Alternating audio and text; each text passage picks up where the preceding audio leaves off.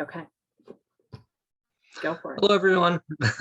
My name is Matt Gorton. I'm a member of the Ferrisburgh Conservation Commission. And today we're going to have Kate Kelly, who is the program manager of Lewis Creek Association, give a presentation. And Lewis Creek Association is a nonprofit conservation organization that does sustainability and conservation work in towns of the Middle Lake Champlain Valley. And their work primarily They work primarily within the watershed boundaries of the La Platte River, Thorpe Brook, Kimball Brook, Holmes Brook, McCabe's Brook, and Lewis Creek to service watershed towns of Charlotte, Ferrisburgh, Hinesburg, Moncton, Bristol, Shelburne, and Starksboro. And they work with various towns, governments, and citizens to conserve Vermont's important landscapes and natural resources.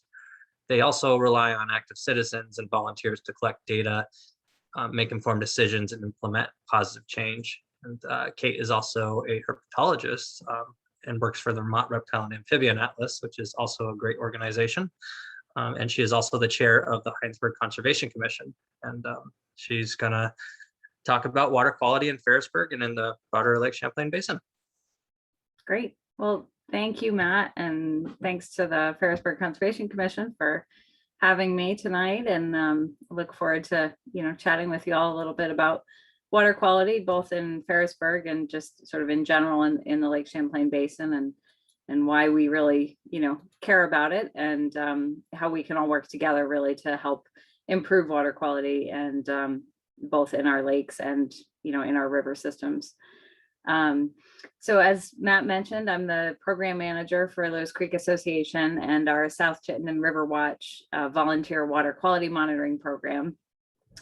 And we've been studying water quality now for quite a few years, and we wanted to share some information with you and invite you to network with us as we all work to better achieve an all-in approach toward improving water quality.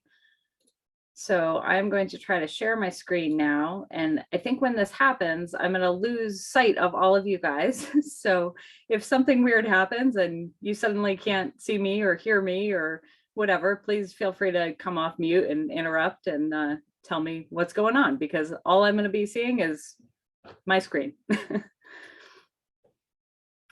Okay.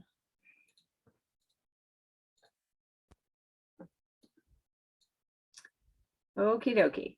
So we all know that Lake Champlain is an important and valued resource to Vermonters.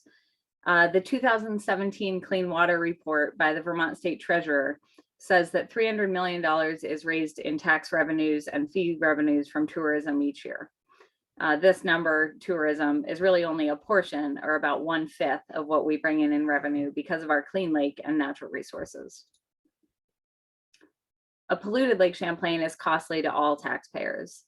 The 20-year total clean water compliance costs are projected to be $2.3 billion, or $115 million per year, according to that same Clean Water Report from 2017.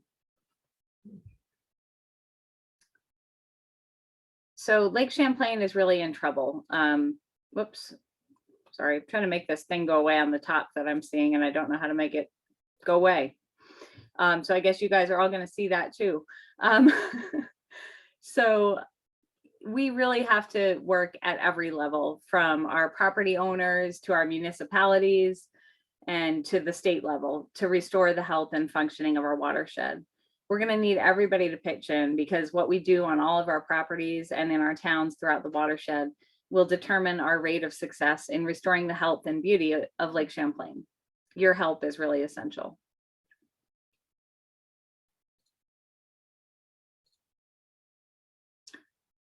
Okay, so what's the deal? Why, what are these pollutants that we're dumping into the lake, and why do we care? Well, we have these really phosphorus-rich clay soils in the Lake Champlain Basin. During rain events, both fertilizer, manure, and these tiny clay soil particles that bind to phosphorus in the soil are carried the farthest and the fastest down the streams, leading to excessive phosphorus in our stream and lake waters. The smallest amount of bare soils can lead to erosion that transports this soil to Lake Champlain. Phosphorus then provides the bulk of food for algae. This can result in excess algae growth including potentially toxic blue-green algae or cyanobacteria and fish kills. Champlain Valley streams drain a very large landmass to Lake Champlain. The watershed that feeds Champlain is 18 times as large as the lake itself. Rainfall and snowmelt wash over this large landmass and carry sediments, nutrients, and pollutants into our rivers and streams and on down to Lake Champlain. Ferrisburgh is near the mouth of several river systems, including Lewis Creek, Little Otter Creek, and Otter Creek. All right, so where does this phosphorus come from? Phosphorus comes from many sources, including stream bank erosion, developed land like roads and parking lots, lawns, fields, buildings, and industrial facilities. Also from wastewater treatment plants, forest harvesting operations and forest roads, and agriculture. For some lake segments, internal sources of phosphorus from the bottom sediments can also contribute a significant amount of phosphorus. So on the left side of your screen, this pie chart that you're looking at shows that Vermont contributes 631 metric tons of phosphorus to the lake per year. In order to meet our phosphorus reduction targets and meet water quality standards, we need to reduce our phosphorus amount by about 30%. So this is what you see on the right side of your screen. This smaller pie chart is the target amount of phosphorus that we need to meet in order to meet these targets. Our agricultural lands have the largest and most cost-effective reductions in that targeted amount. So past management of our stream systems really contributes to erosion and flooding today. Straightening rivers and armoring banks was done mistakenly in the past to save farm fields and backyards. It caused our water to flow faster, which led to more flooding downstream, more carrying of sediments, and more damage to property because of the force of those floodwaters. In order to look at these reaches or these areas of the rivers that have been straightened, we did some analysis based on the state's data. So looking at just the Lewis Creek watershed, they've assessed 113 miles in the Lewis Creek watershed. And of those miles, 19% of them were straightened. About 10% of them were affected by berms or roads close to the stream. And then if we look at the Little Otter watershed, 36 miles there have been assessed, and 23% of those were straightened rivers, with about 8% affected by berms or roads. So just as an illustration of that, on the left side of your screen, where this yellow arrow points, you'll see the river that naturally moves and flows, and it weaves back and forth. That's sort of the natural condition of many of our rivers. On the right, you see a straightened stretch of river. This is here in Heinsberg. This is Route 116 coming through Heinsberg, Charlotte Road, and Silver Street coming south. And you can see where the La Platte River here has just been made into a perfectly straight river that naturally would not look like that. You can actually see pieces here of sort of where the old river used to flow before it was straightened up. Flooding is much more common now because of climate change. The vast majority of phosphorus really reaches the lake during these major stormwater events. So overall, in our very large Lake Champlain drainage area, we have these clay soils, past management practices, more development, and heavier storms. All these things are accelerating the rate of phosphorus and other pollution reaching the lake. Because our river systems are so connected to lake health, solutions to lake pollution must occur throughout our river systems, including their upslope watersheds. It really takes an all-in watershed approach. This approach is complemented by Vermont's enhanced and science-based river management principles. So I'll now show you a brief video that shows 3 river management principles. Each new strategy is shown first, followed by the historic stream alteration that it replaces, and then explains why this replacement is important.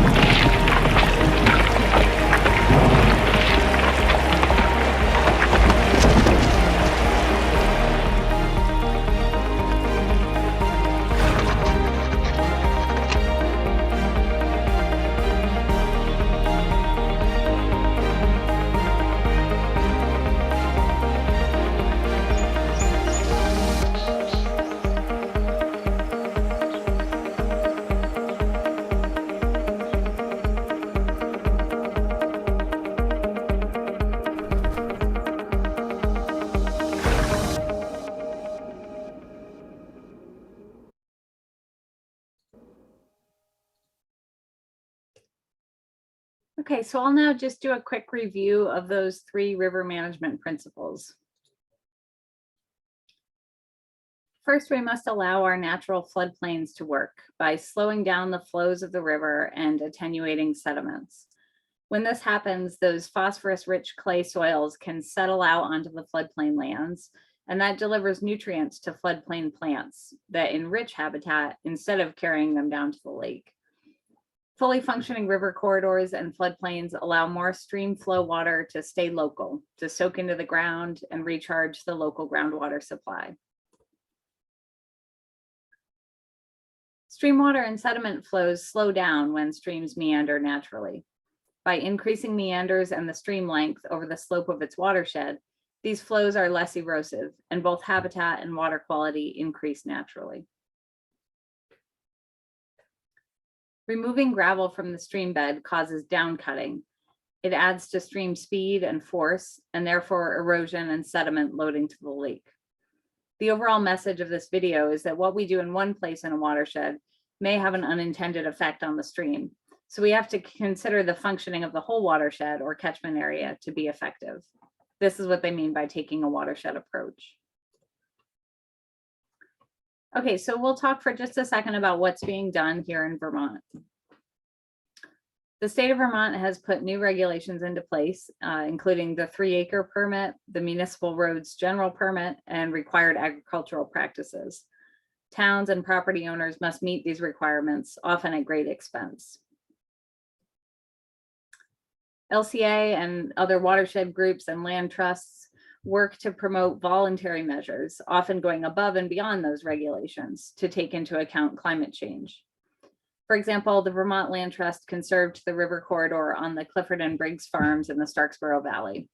This project will allow the stream to meander and access its natural floodplain, as in the video. Monitoring water quality helps to detect hotspots in the rivers while understanding trends. Our water quality monitoring program, the South Chittenden River Watch, along with our sister group, Addison County River Watch Collaborative, informs our project locations and designs, as well as the work of state agencies. Our current data results confirm that much of Lewis Creek and Little Otter region streams have excessive phosphorus concentrations. Towns and others can better utilize this information, for example, by including information about high phosphorus in your town plan to allow the DRB authority to make conditions for water quality, such as respecting a wider buffer on the rivers. So I show you a version of our, what we call our scorecard map. This is not for the Ferrisburgh region, but I show you this just to sort of give you a taste of what we hope to bring for the Lewis Creek and hopefully Little Otter watersheds at some point in the near future. This map essentially shows water quality conditions, which are shown reflected in the squares here on the map. These are each of our sampling locations. The squares reflect conditions for both phosphorus in the upper left corner, solids or sediment in the upper right, E. coli or a bacteria in the bottom right, and chloride in the bottom left. And the map also reflects other things like this channel stability, or how stable the sides of the stream channel are, and it also gives data on culvert sort of passability, like are fish able to pass through the culverts, and how well set are they in relationship to the stream. So for now, since I don't have that type of map available for the Lewis Creek watershed or Little Otter, I'll show you a few maps and graphs from various sources for those Little Otter and Lewis Creek watersheds. Okay, so as you know, Ferrisburgh falls here within several of our watersheds. Lewis Creek sort of drains out here on the northern end of Ferrisburgh. We have Little Otter Creek as well. And then Otter Creek here, just sort of off the map in the white area, drains out also in Ferrisburgh into Lake Champlain. So, what's the status of the waters in Ferrisburgh? Lewis Creek in red here, so outside of Ferrisburgh, but upstream from Ferrisburgh, is impaired for contact recreation due to high bacteria counts, high E. coli levels. And that's from around Route 116 in Starksboro, all the way down to Spear Street Covered Bridge in Charlotte. Little otter is also impaired. You can see in red here and with some yellow coloring as well. And it's impaired for aesthetic reasons for aquatic life support, meaning that it doesn't support macroinvertebrates or bugs and fish in the stream very well. And it's also impaired for contact recreation, meaning that you shouldn't swim in the river due to those high bacteria counts. And that's from the mouth of the river to about 9 miles upstream. And then also up here in like a small section of the little otter, there's a bacterial impairment as well. And that's just about 1 mile as a result of agricultural runoff. Okay, so how does, this is the state essentially that determines these levels of impairment and which sections of the rivers are impaired. And they do that by looking at both water quality data that we help to collect, like values on phosphorus and chloride and that type of thing, but also doing some sampling for invertebrates and fish, like I mentioned. So down here on the bottom right of your screen, you'll see the biological assessment data. So this is, again, for bugs and fish in the stream. It ranges from poor in dark red all the way up to excellent in a dark green. So each of these points on the river where the little round dots sort of come into each stream will show you the condition of those bugs and fish in the stream at that point. So you can see, that in Little Otter, for example, you have some pretty sort of, I guess I would say poor conditions. They're calling it fair in this orange color. You also have some yellow and sort of, I don't know, lightish green here, sort of in the upper reaches that range from very good to very good. Here on Lewis Creek, you can see the majority of these lower stations anyways are in good to very good condition. And similarly, heading up into these upper sections of Lewis Creek, they're all in fairly good shape as far as the bugs and fish go.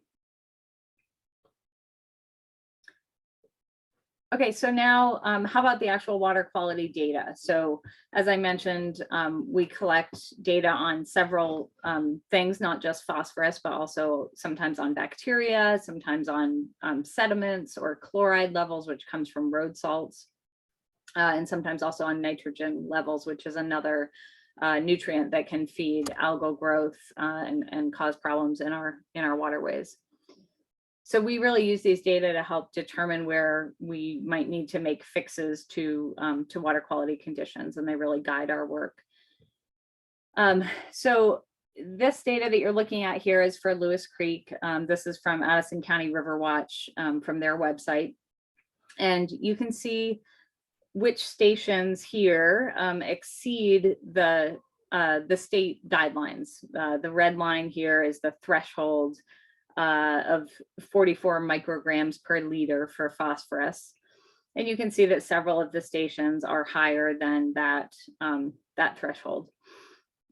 Down here on the right side of the screen is a graph that shows E. coli bacteria. E. coli is not necessarily bad in and of itself, but it's considered to reflect the conditions of other bacteria in the stream that might be harmful to human health.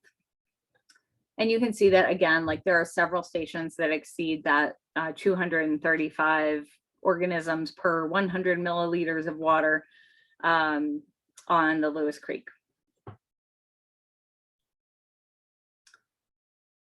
So now we're looking at data for Little Otter. And again, the graphs are the same. So on the left is phosphorus, on the right here is E. coli or bacteria. And you can see that many of the stations on Little Otter exceed that threshold of 44 micrograms per milliliter. And a few also exceed for bacteria.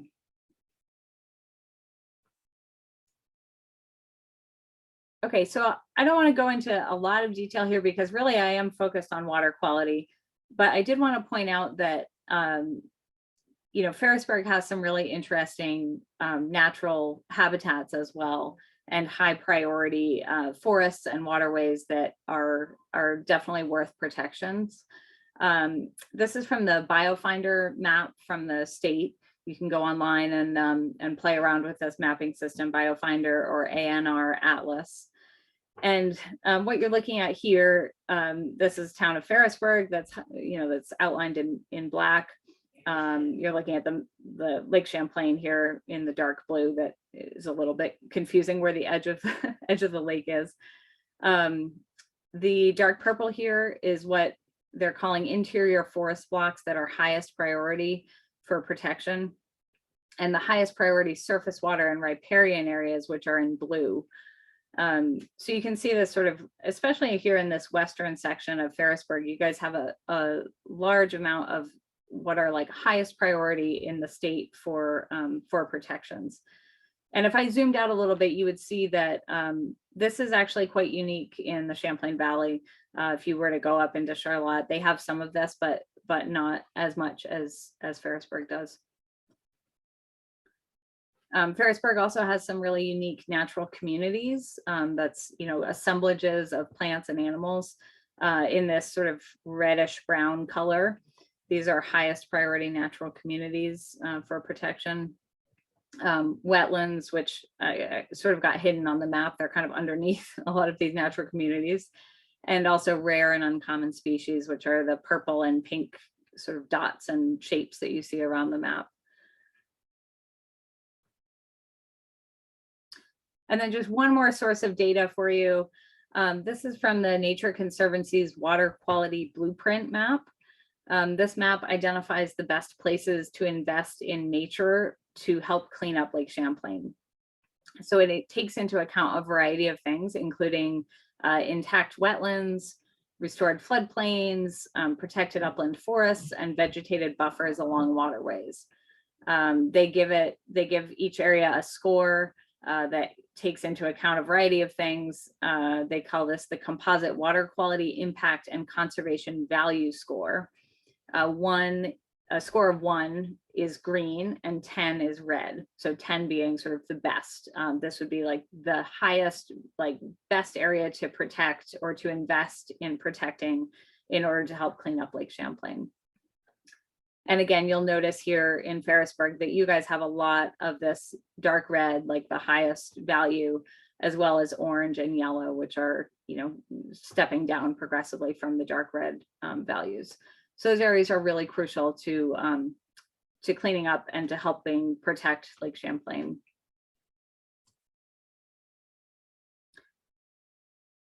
All right, so transitioning just a little bit here, we're going to get into talking a little bit about what you can do either on your property at home or on your, if you manage a municipal property, that type of thing. So our Ahead of the Storm program showcases slow it, spread it, and sink it principles to our demonstration sites and in all land management practices. Our demonstration sites are located mostly throughout the La Platte watershed, a little bit in Charlotte as well that's not in the La Platte. And we haven't quite made our way down to Ferrisburgh yet, but maybe someday soon we'll have a demonstration site in Ferrisburgh as well. So by installing practices like these that I'll show you in just a second throughout the watershed, we'll be able to help improve water quality in our streams and our lake. Okay, so one of the first principles is we want to slow water down. We don't want it to be flying down the ditch on its way to the stream because it's going to take a lot of soil and sediment and nutrients and pollutants with it. So this site, which is East Thompson's Point Road in Charlotte, it's a roadside swale that was designed with these large rock check dams to help slow the water down before it drains into Thorpe Brook, which is sort of at the upper right corner of your screen. You can't really see it in the picture.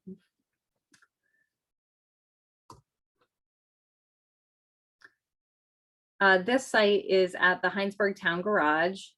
Originally, if you had looked at this picture, there would have been a large berm of soil here with some buildings on top of it. and it really constricted this stream so that it had nowhere to go when it flooded. It had no floodplain, no natural way to sort of expand and spread out and then sink into the ground. So essentially the buildings were removed.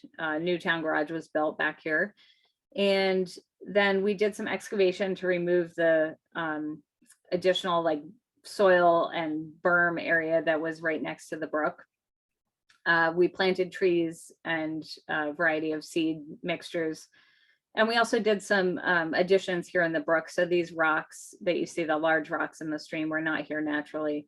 They were added to the brook to help raise its level and then to allow it to spread out onto this new floodplain that we created, thereby dropping the sediment held in the water before it got washed down to the brook, which then led to the La Platte River and onto Lake Champlain. This project is at Shelburne Community School. This originally was a large grassy area in the middle of the school bus circle, and the water drained into storm grates. Those storm grates then went into pipes and went directly out into McCabe's Brook. So essentially it was collecting all the water from that parking lot and from the bus area, all the salt, all that stuff was just right out into the brook. So we were able to create this rain garden or bioretention area. So now the water is able to flow here and collect into the rain garden, where it gets cleaned up by the plants before it gets, sunk into the ground and then sent on to the brook and the lake. So again, if you take anything away from this presentation tonight, it's a good one to remember: the 3 S's: slow it, spread it, and sink it. Those are good policies to remember when it comes to water. Okay, so let's say you're a member of a town conservation commission or a planning commission. What can you do to help improve our water quality? Well, one thing you can do is to enhance language for the protection of river corridors, buffers, floodplains, and wetlands in your town plans and land use regulations. Ferrisburgh has not adopted river corridor protections, which would allow the town to receive an additional 5% in what's called ERAF, the Emergency Relief and Assistance Fund, which is post-disaster funding. And a good resource if you're interested in looking into this, the Flood Ready Vermont page gives some details on the status of your town as far as these river corridor protections, among other things. And your regional planning commission can help with drafting zoning regulations to help address or to improve your river corridor protections.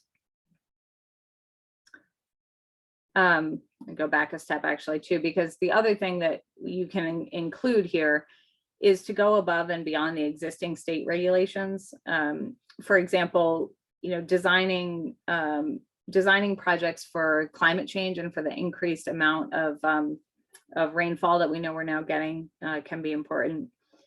In Heinsberg, we now require stormwater management practices if someone's developing over 10,000 square feet of impervious surface. That is lower than the state's 1 acre trigger. So, essentially we get stormwater practices put into place at a lower level of impervious surface than what the state would require. Without these enhanced land management practices, new weather patterns will really damage the lake sooner. In a similar vein, we can go above and beyond the municipal roads general permit. This roadside swale in Charlotte was designed to carry water from a 100-year storm in the swale, really allowing it to do what it needs to do to protect the river downstream or the brook downstream. We can also take those principles of the municipal roads general permit and apply them to both our driveways and private roads that are being built in our towns.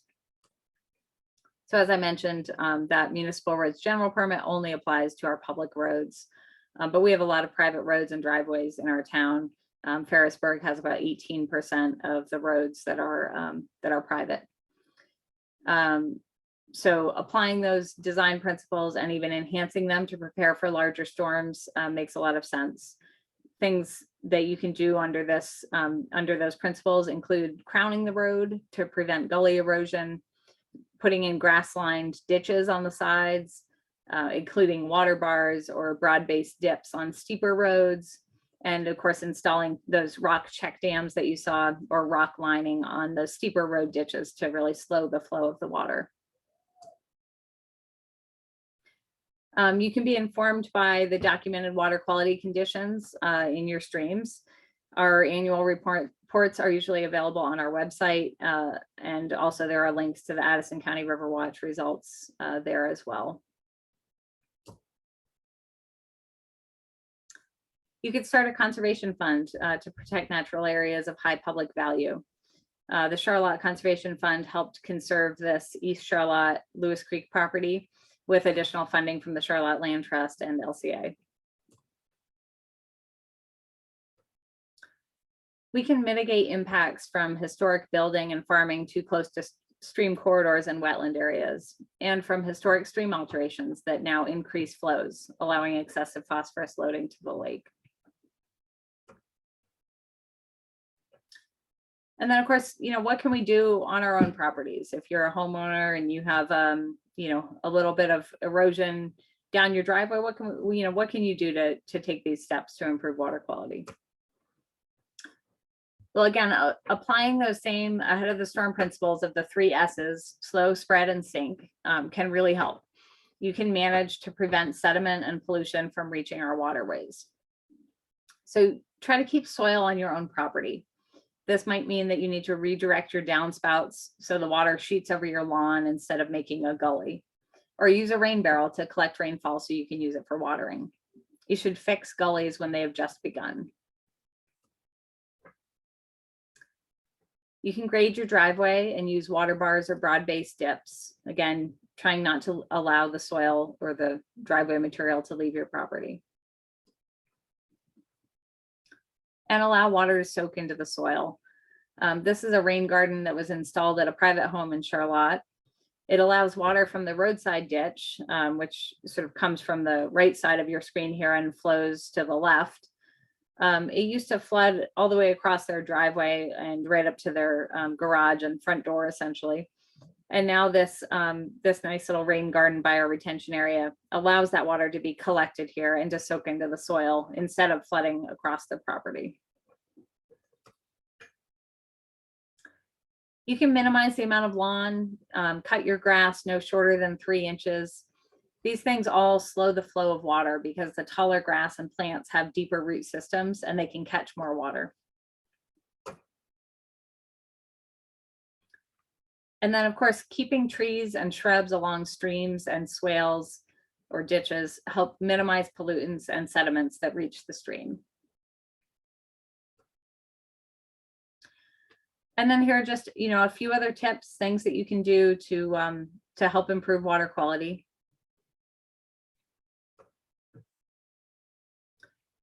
Your town provides some funding support each year to LCA.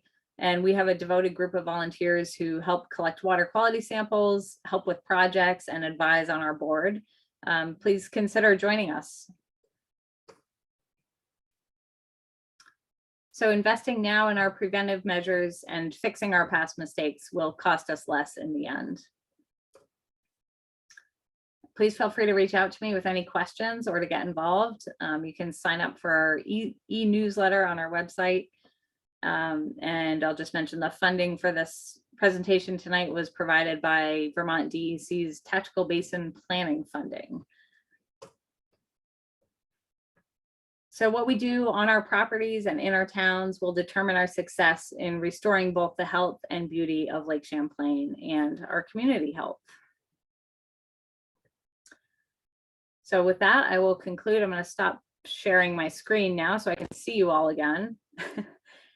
And I'm happy to take any questions on anything we talked about, or just comments, thoughts about, what's going on in Ferrisburgh and what I can do to help. Feel free to just come off mute and talk to me if you want to.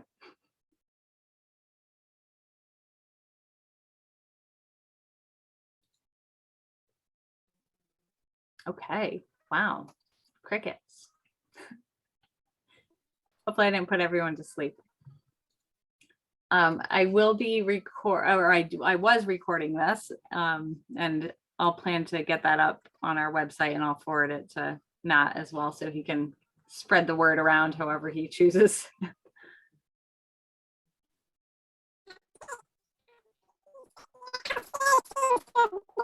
Oh. So Don, I hear your voice, but you sound like a little chipmunk. You sound like me. Do you think you could type it into the chat, or maybe try again?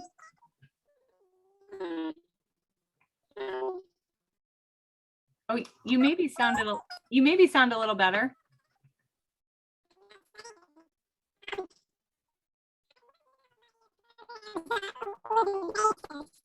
Yeah, I can't understand you. I'm sorry. You could try to type it in the chat.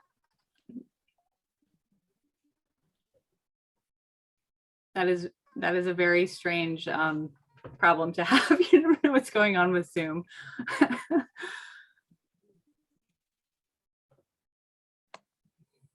Hey, well, Don is, oh, he's typing about invasive removal. I'll let you answer that. Okay. Yeah, so Matt can actually speak to some of this stuff as well, because he's been helping us out with some of our removal efforts. So we've been working on European frogbit removal in Town Farm Bay and Charlotte, and up in Shelburne as well. And that has been really amazingly successful. From, there was something like 50% coverage of the area when we started, and now it's down to, like, I don't know, what would you say, Matt? Like less than 2% probably coverage. Yeah. So really, like, volunteer efforts have been really impressive for frogbit. We did a recent study on yellow iris in the Little Otter WMA, so in Ferrisburgh. It was a 3-year study, and we were looking at potential ways to control, remove and control yellow iris. There's a state endangered plant that is there in Little Otter WMA, and our efforts there went pretty well, despite COVID, which threw a little bit of a kink in things. So we did, I guess it must have been 3 years. Yeah, it was 3 seasons of removal with volunteers for yellow iris. We started year 1 with sort of like a subsection of the area, and we dug plants using these, well, we use some regular shovels, but we also use some of these, what they call parsnip predators. They're like sort of the shovel kind of comes down more to a point. It's better for like digging in and getting through the root. So we dug a boatload of plants, and there was some herbicide for like the larger clumps that were, some of them are like 20 feet by 10 feet clumps of plants that, like, there's no way you could possibly dig out. And then our second and third years, we expanded, we covered like most of the area of the wildlife management area that we had hoped to cover. And by the last year, like, it was really pretty impressive. We were down to just pulling up these little baby plants, that were 6 or 8 inches tall, and hopefully allowing, both our native blue flag iris and other native plants like the state endangered sedge that's there to thrive. I do think we'll have to go back and continue that work, because there is yellow iris upstream.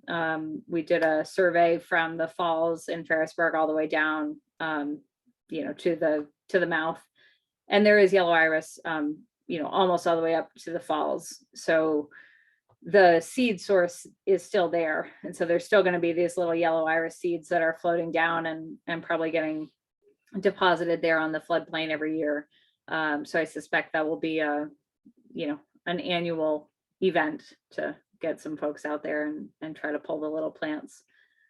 But it was it was very nice to see that, we could actually make a difference on that one. Like we went from these massive clumps to being like, oh, okay, like we're down to just these little tiny dudes. That was nice.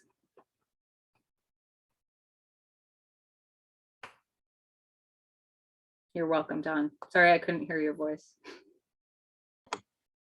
Kate, I have a question. In Ferrisburgh on Four Winds Road, there's been some work that the town has done to kind of deal with some water coming off the hillside just to the east of Four Winds Road. And it was one of those projects that I think there was some funding for last year. And so the gully was kind of excavated and then riprap was put in. And I think, one of the things you showed in the picture in Charlotte was the sediment dams. And Matt knows this because I think I might've been in a meeting with you, Matt, where I brought it up. It seems as though those sediment dams weren't put in, even though they're supposed to be kind of practice as doing that. So like when something like that happens, it's hard for like nearby landowners to know, like, is this meeting the best practice? Is it not? And like, what recourse do you have when you're like, who do we get to check this? Yeah. Because it does seem like it's actually making the water move faster than it was when it was just vegetation. Interesting. Yeah. And this is a town road? Is that? It's a town road. Yeah. So, I mean, theoretically, if it's falling under the municipal roads general permit stuff, that was town work, I assume.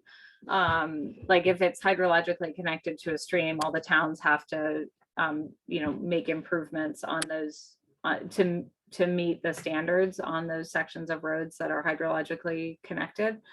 But I'm honestly not sure like who, maybe John knows. I'm not 100% sure on if like the RPCs or others then go out and like double check that work and make sure it was done properly, or if there's any sort of like check and balance on it, or if there's sort of an assumption that like, okay, the towns knew what they needed to do and they must have done it. Yeah, Mike, who's our transportation planner, they'll do municipal road grant site visits. Once the project, the final phase is completed.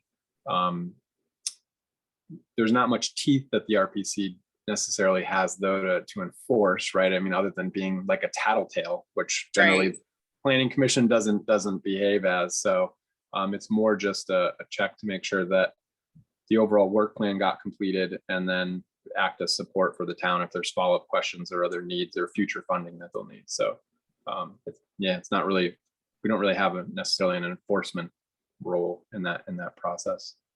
And if it was done with like state or federal funds, is that something then that that you would then say like, okay, these are state or federal dollars, would you call someone to come with those related to that to check it, or no, that's what the RCP does, RPC? Again, we aren't necessarily in the role of calling in the state or the feds. If something that we supported, again, we're generally not enforcement or regulatory. Right. So there are, if there's engineering that's involved, then there are sometimes site visits from the state that will occur. But generally our role is one to sort of wrap up the project, not to necessarily check and make sure that things were done correctly. Okay.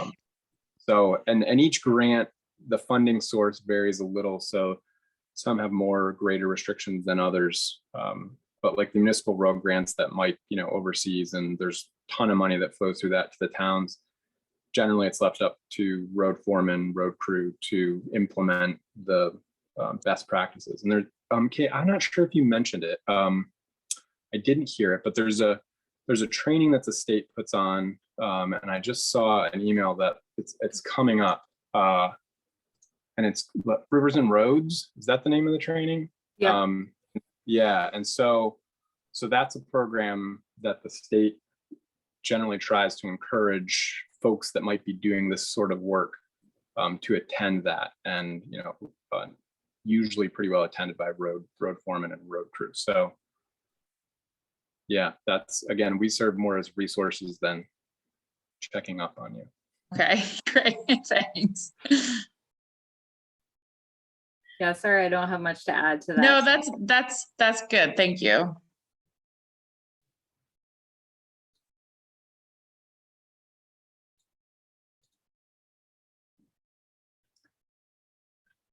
Okay, great. Just look through the chat here and make sure I didn't miss anything. Let's see. Catherine asked if we're working with anyone in Panton. We have not really gotten down to Panton. Our sister group, Addison County River Watch, may be doing some water quality monitoring down there this year. I'm not 100% sure on that. But you might consider reaching out to them, and I could drop their email into the chat if that's of interest, or I'm sure you can find them through. I don't believe they were in Panton. They weren't in Panton. Yeah, Okay. I just got all their water quality data. So Okay, got it. yeah, I'm pretty sure they weren't. Okay. So just any other suggestions? Because obviously we're right next door, and I live in Panton, but care about Ferrisburgh too, so that's why I'm on the call. But I just wondered if there's, especially with some town meetings coming up, and yeah, how we can kind of get going on this great journey that Ferrisburgh seems to be going on. That is a good question. I know your local RPC can help on some of those things, right, John? Yeah, I'm not sure who asked the question. Was it Catherine? Yeah. Yeah, I'm not sure, what the specific interest is. I would say if you want to email me, and I'll drop my email in the chat, we can sort of start that conversation. I think probably the number one reason that Riverwatch hasn't extended into Panton is just volunteer and bodies that can, add additional, Right. water samples to the process. So, Cool. but if there's other water quality related topics, yeah, happy to chat with you about that and get you connected to the right people. That would be great. Thank you. Mhm.